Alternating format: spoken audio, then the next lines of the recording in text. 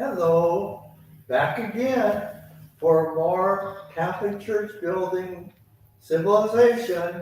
The last time we were talking about, well, I really should tell you this. My name is Father Don Moss, in case anybody wondered, because not everybody watching this may be from the parish.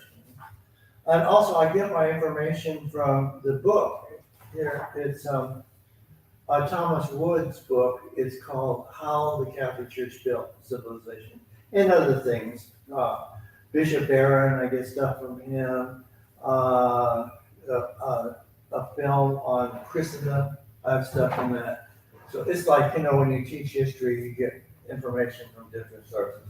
But anyway, if Thomas Woods watches it, he'll say, he stole my material. So Thomas, if you're out there, I'm giving you credit, okay? So anyway, I talked last time about how the monks were so important, and especially the Irish monks from the north and the Benedictines from the south, and how they built monasteries and then reached out to people, and that brought in more vocations, and then they get bigger, and then they split up and establish another monastery. So it's kind of like leapfrogging from one place to the next, and within less than 100 years, all of Europe was Christian. They were very successful, and a lot of them had been the Germanic tribes, so that's amazing. And it's not easy to convert Germanic barbarians at all, because they bring their clubs and their swords and everything with them to class. So, but anyway, we talked about how the monks developed so many things. The Middle Ages were the Middle Ages, but they were not. It was not the Dark Ages. That label comes from the Renaissance, where in the Renaissance they thought they were superior, so they said the Dark Ages. But in fact, much of that time, from the fall of the Roman Empire until about the 1400s, was actually the age of faith rather than the Dark Ages. The first 100 years or so was kind of dark, but as Christianity grew, then it was the age of faith. But we talked about how the monks developed agriculture, especially animal husbandry and selective breeding of animals, especially sheep, to produce good wool, because they sold the wool to finance the monasteries, which they gave back to the people in their care. But they reached a point, they started educating the people in general and the children. They were the first schools of that age. But then the more learned people wanted to teach as well what they were investigating. And the church really, really wanted questions to be answered, because there are a lot of unanswered questions in Christianity, and they wanted to apply logic and reason to church's issues in order to find better answers for people. And they call that theology. Theology is defined as faith seeking understanding. In other words, we take what was given in the faith and we investigate it to the point that we can understand it better. We can't understand anything because faith is, from the infinite, from God, in the scripture and for Jesus himself. But there's, after Jesus, there's a lot of effort had to go into explaining all of this. And so they started these different schools that eventually became the universities. And that's a huge contribution of the Catholic Church, and specifically Catholic Church, to Western civilization. The idea of university comes from the church. And, they didn't have buildings or anything. They just gathered together. Sometimes they would meet in the monastery, sometimes in the cathedrals, because some of the cathedral schools became universities. But it was really the popes that made it happen, because it was from the popes that charters were granted to grant degrees, for example. And it was for the first time that in the Middle Ages, they divided things to undergraduate, graduate courses, and the idea of courses in themselves. And then they divided it up. As you know, nowadays, modern universities have their classes divided up into all kinds of things like mathematics and different kinds of mathematics and physics. In those days, it was very general. It was what we call natural philosophy, that is everything of the world to be investigated, or theology, faith-seeking understanding. Those were the two big topics. And they did teach music based on Gregorian chants and so forth. But those were the first thing. Eventually, they began to acquire buildings, and then kind of specialize in a way into what we might call science nowadays. Was natural philosophy. It was scientific oriented, or specifically theology. And they didn't want to mix the two. Natural theology did not want theological answers to their questions. And so the thing about it is that the style was the dialogue. They raise a question, and then they try to answer it, and then they contradict that and oppose it and try to make a good argument against the answer given, and so forth. You see that in Thomas Aquinas, the greatest of the theological teachers, actually the greatest the church has ever known, and he wrote a 10,000-page portfolio on theology, answering every question that's ever been asked in theology. And he goes like this: he answers the question, he presents the question, he answers, and then he lists all the objections to his answer. And the thing is that he tries very hard to destroy his answer, so to be very rigorous. And then out of that comes learning and things to be taught to others. So he was a great theologian. Anyway, so the schools in England, the school was Oxford University, and Oxford was a natural philosophy type of school, although they did teach, every school taught theology because theology was the queen of the sciences, and every school had some theology. But the famous priest in that school was Roger Bacon. I don't know if you've ever heard of him, but he's the one that outlined the scientific method, hypothesis and all of this sort of thing. He's the first to do that, Roger Bacon. He was a Franciscan friar, but that was the origin of Oxford University. Was very, very Catholic. Most of their teachers were priests and religious monks and so forth. But on the other hand, in France, it was the University of Paris was the queen of the theology schools. And there they had Abelard, who was a great teacher. But was Augustus, Magnus, was, what was his name? I have these senior moments. It'll come to me. Albert the Great.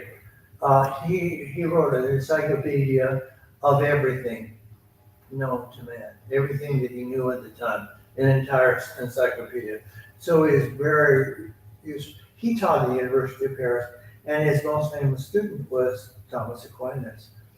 So, but in Italy, the schools were like in Spain, Salamanca, and in Bologna, in Italy, were law schools.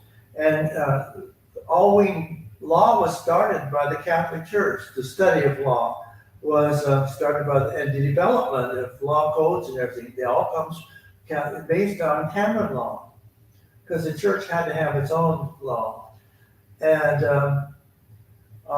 like I said, with the universities, they put all the students down into what they call benefit of the clergy. In other words, in these towns, the students, often like modern universities, the students were very rowdy, and they caused a lot of public uproar. So the towns liked the universities being there, but they didn't like the students, and the lawsuits would be waged against them. But they had the benefits of being clergy, and so they were always tried by ecclesiastical courts rather than civil courts. And that helped them because people in the community couldn't stand them and put them all in prison if they got a chance. So that's it. And they also monitored professors' salaries and made sure they got paid and so forth. Just kind of took care of universities and protect them. And that was all done by the Pope. The Pope did all of that. So if anybody says the Catholic Church didn't start the university system, they really did. They even monitored it, and they not only chartered the schools, but authorized them to grant degrees of various types: masters, bachelors, and doctors. But they were also universal degrees, because you could get a degree from what now is called a pontifical school. That terminology is still around in the Catholic world. Some seminaries are pontifical seminaries, and they offer different degrees than the others. So my seminary is a pontifical seminary. Or when Father Chris, the one he went to the Josephina in Columbus, that's a pontifical university. They offer ecclesiastical degrees. And the reason they do that is Rome monitors their courses and the teaching and everything, so that it is up to Rome standards of education. But anyway, locally you could graduate from a place, I suppose, but you could only teach in the same locale. But the church's pontifical degrees you could use anywhere. You could go, and it's very common for people from all over to be teaching in these various universities. So, as a matter of fact,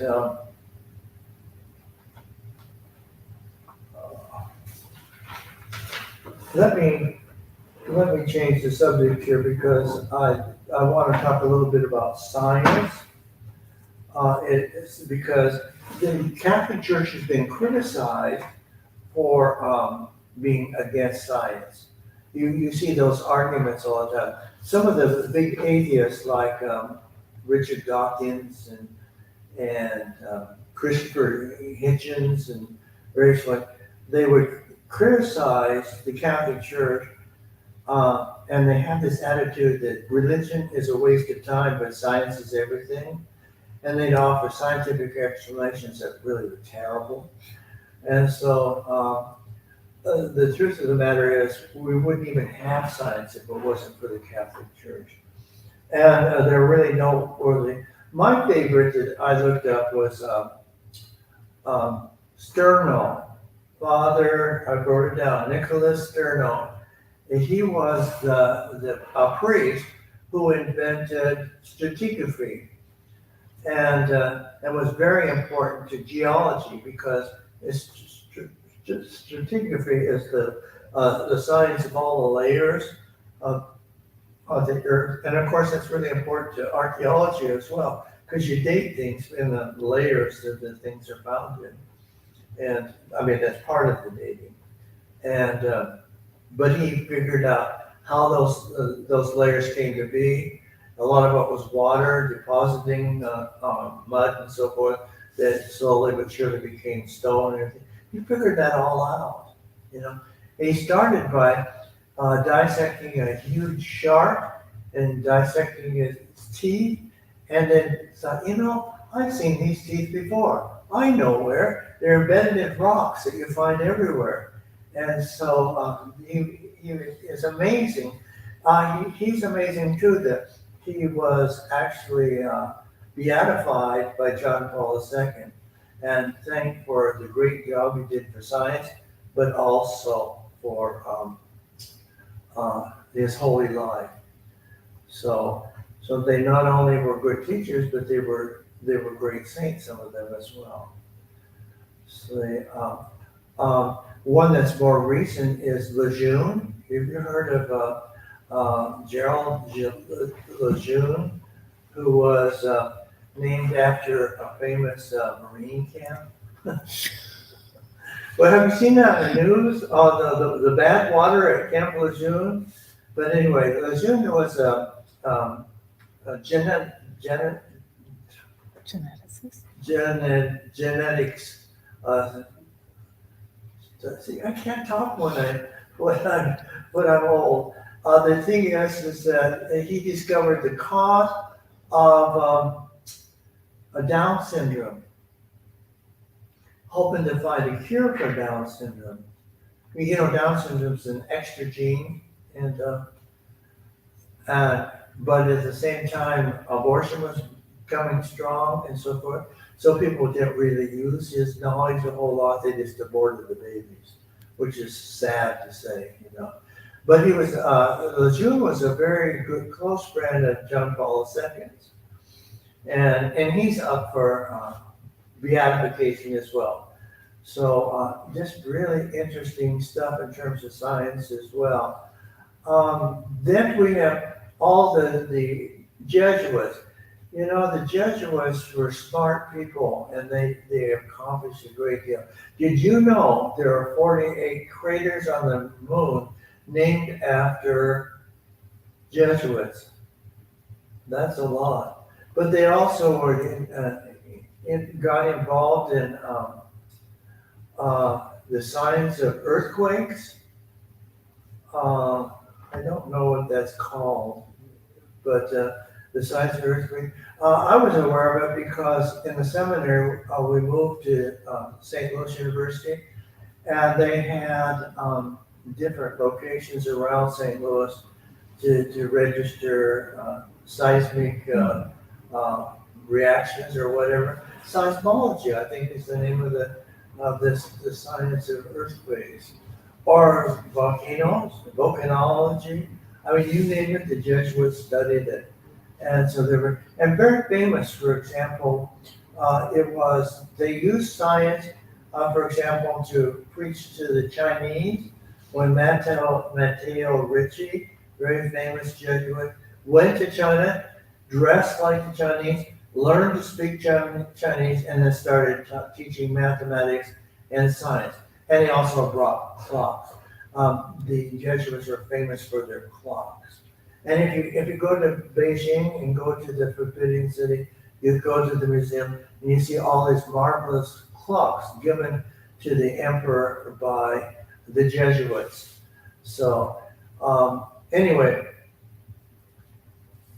he had a way of working in pneumatic devices. He would call them memory palaces, where everything he could think of, he stored in an imaginary palace. And as such that he could access anything that came up, sort of like a computer. He would know where it was stored and where to go, what shelf to go to grab it off the shelf and tell you all about it. And so he had a phenomenal memory, and you could ask him anything and he could recall it. And those kind of devices the Jesuits used to just be really, really smart and impress people so that they would convert to Christianity. Isn't that cool? Yeah. And in Japan, of course, I know a lot about Japan because I spent 10 years of my life in Japan. And it was actually Francis Xavier who went to Japan initially. He went to China as well. When Francis Xavier didn't stay long, and but was replaced by Italian Jesuits because they felt the Japanese were so sophisticated they couldn't use the Spanish method of beating them over the head with or carving them up with their swords and stuff like they did in South America. They wanted They wanted nice Jesuits, and they were very successful. At one time, before the emperor decided that he was going to put a stop to Christianity, he had